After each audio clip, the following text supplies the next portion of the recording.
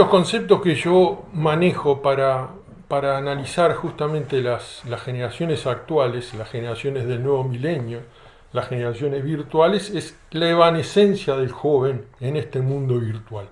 Esa es una de las características, yo diría, más predominantes, aunque hay otras. Evanescencia. Ese evanecerse, o sea, difuminarse dentro de las redes virtuales sin saber muy bien qué están haciendo, dejando de hacer, es una preocupación muy importante del adulto, a ver en qué están los jóvenes, en qué están mis hijos, etcétera. Esa especie de opacidad, ¿verdad?, de evanescencia es una de las características. Dentro de ello pueden estar haciendo un montón de cuestiones que tienen que ver con lo que yo utilizo, una de las categorías fundamentales que utilizo, que es el mecanismo de adaptación. Y ahí es complejo porque hay una cantidad de actitudes pasadas que vuelven recicladas en versiones más light, y que por ahí el joven está llevando adelante. Por ejemplo, otro concepto que yo utilizo para explicar las generaciones actuales es el aumento de velocidad en la sustitución de los mecanismos de adaptación. O sea, un joven por ahí una semana puede ser neo-hippie o post-hippie o hipster o como se le quiera llamar, con una referencia a los 60 que por ahí ni siquiera la maneja con claridad. Puede usar algunas marcas de estilo de los 60, pero luego a la semana puede ser un joven gótico, ¿verdad? Un joven dark, oscuro, con otro tipo de vestuario. O sea, las velocidades de sustitución, algo impensable en el pasado, hoy son absolutamente prototipos, ¿verdad?, para muchos jóvenes. Puede durar más, menos, pero se sustituyen incluso en un mismo día, ¿verdad? Detrás del anonimato de las redes, a su vez, se puede jugar con todo eso, ¿verdad?, cambiando los perfiles. Todo eso es lo que permite o facilita la evanescencia.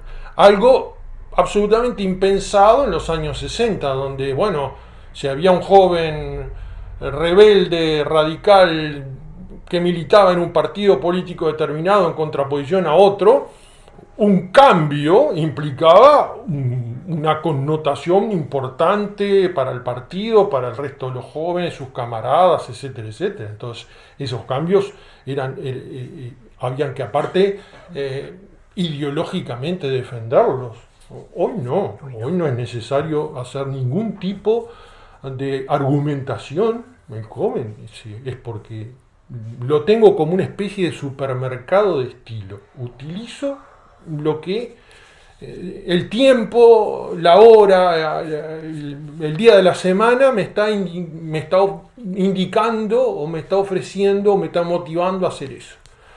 Entonces, eso es un poco el tema de la evanescencia, que es lo que complica el análisis, y complica aún más si yo no tengo un marco sólido previo. Al tener un marco anterior más sólido, bueno, entonces yo puedo llegar a explicar por qué se están dando esas actitudes que, insisto, vienen como una especie de revival, porque por ahí un joven no conoce la naranja mecánica, pero utiliza o emula cosas sin saber cuál es su origen y no importa.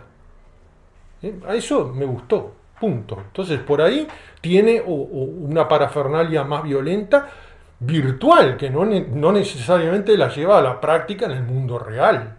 Porque justamente de vuelta, al estar dentro del esquema virtual, yo me evanezco ahí, puedo aparecer con un perfil ultraviolenta sin tener ninguna implicación en el mundo real.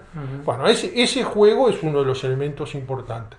Y el otro que yo marcaría es el tema del cinismo, ¿verdad?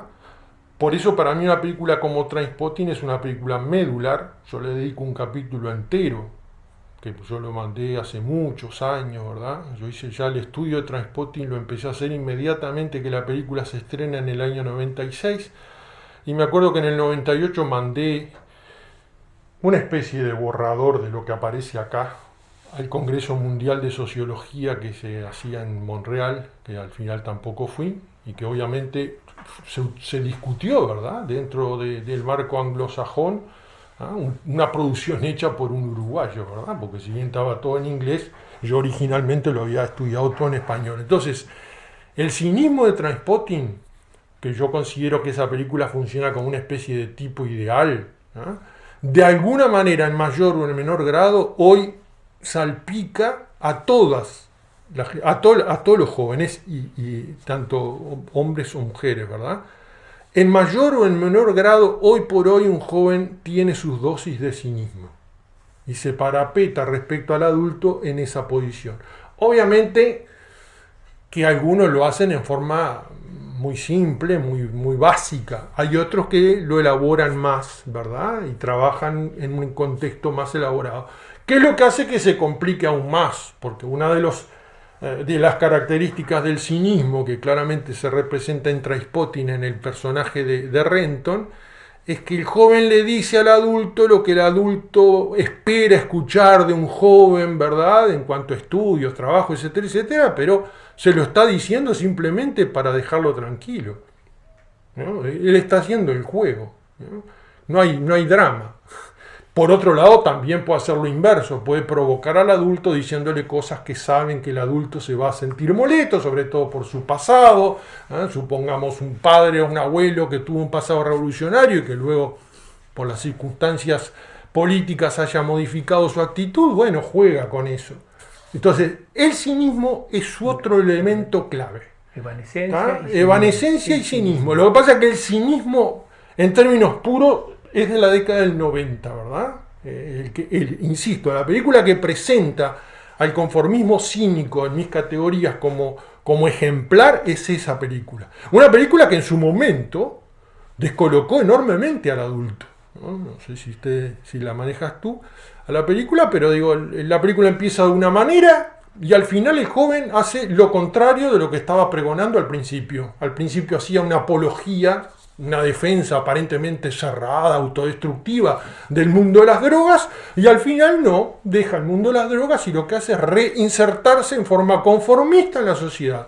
Bueno, ¿cuál de los dos es el verdadero? Eso en su momento descolocó enormemente al mundo adulto, y lo interesante es que la película funcionó empáticamente con millones de jóvenes del mundo entero, al punto que se la consideraba la naranja mecánica de los 90, lo que quiere decir que millones de jóvenes sintonizaron con esa propuesta en mayor o en menor grado, que es lo que posteriormente, en las generaciones ya del nuevo milenio, en las generaciones virtuales, van a utilizar en mayor o menor grado. Por ahí ni siquiera conocen Trainspotting, porque es todo tan efímero, tan rápido, que por ahí no la conocen. Pero han llegado elementos que se han instalado, ¿no?, como marco actitudinal para los jóvenes. Por eso yo digo evanescencia y luego mayor o menor dosis de cinismo, ¿no?, en ese juego de provocación que no tiene nada que ver con la rebeldía pura.